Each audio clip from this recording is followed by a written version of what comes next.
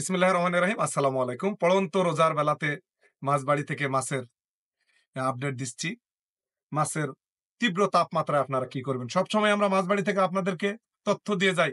কৃষক যাতে লাভবান হয়, কৃষক যাতে ক্ষতিগ্রস্ত না হয়।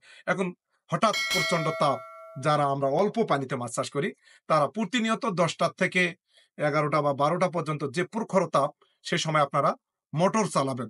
মোটর চালানো হবে কি? পানিটা নিয়ন্ত্রণে থাকবে। শিং মাছের স্কিন অত্যন্ত নরম, যেটা একটু তাপমাত্রা বা পানির অ্যা চেঞ্জ যদি হয়, তাহলে স্কিনে সমস্যা হয় এবং আমাদের শিং মাছ অত্যন্ত একটা রিস্কি মাছ। ১ বছরের একটা ফসল, সেই ফসলকে অবশ্যই আপনারা সুরক্ষা দিবেন। শিং মাছ লাভজনক আমরা শুনি, কিন্তু এখানে অনেক জটিলতাও আছে, যে জটিলতা আমাদেরকে অনেক লসের মুখে নিয়ে যাইতে পারে।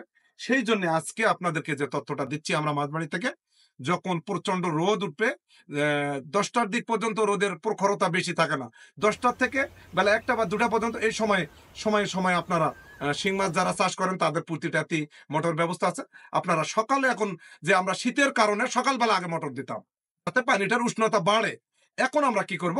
এই উষ্ণতাটা কমাবো, তাপমাত্রা নিয়ন্ত্রণে। এতদিন আমরা শীতের সময় তাপমাত্রা বাড়ার জন্য গরম পানি মোটর থেকে দিছিলাম। ওটারই এখন বিকল্প ধারা, আমরা তাপমাত্রা কমার জন্য মোটর ব্যবহার করব। এটাই ছিল আজকের ভিডিও। আপনাদেরকে যদি ভিডিওটা ভালো লাগে, তাহলে লাইক শেয়ার করে দিবেন।